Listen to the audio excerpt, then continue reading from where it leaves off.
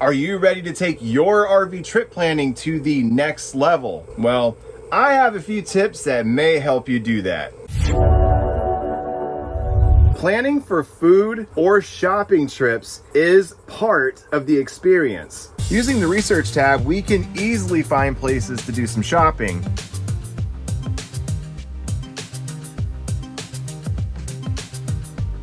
Let's choose this Walmart that is close to the campground that we're staying. We're gonna click it and we're gonna add it to our trip. This is a round trip. Make sure you set it after your current stop, or it'll route you in a very, very interesting manner. When you select your campground or park, you still need to go shopping. So having that on the map could be a pretty valuable asset, even if it's just going grocery shopping. And while we're at it, let's look for some restaurants. Here's a Chick-fil-A, and here's a Chili's Grill and Bar.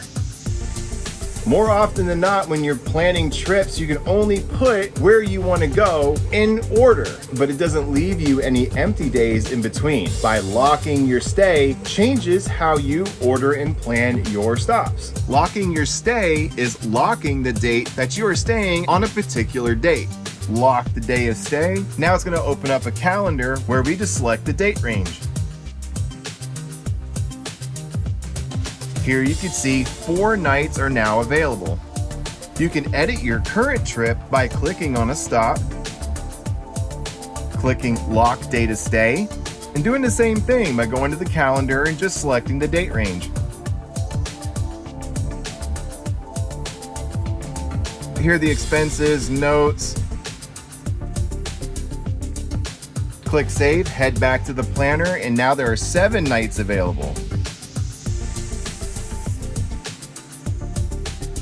Hey, if you're watching this, there's a really big chance that you are an RV owner or you just like to travel. If that's the case, I might be able to save you some money off of your first year of RV Life Trip Wizard. Just scan the QR code on the screen or click the link in the description box of this video. Check out RV Life Pro. Now, let's continue those tips. And when you're making plans, also keep in mind that you can always rearrange your order of stops. When you're finished reordering your stops, just click save. And since this stop is where we added the Walmart stop, we need to make sure that we drag this stop past Walmart. Now we have 8 nights available since we moved that stop. And from here, we can always add another stop. And if we look at Minnesota, you'll see some low clearance signs.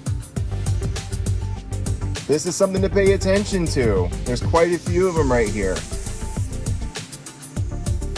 And why would we be looking in this area? If you click search POIs, we found a Walmart that we want to visit.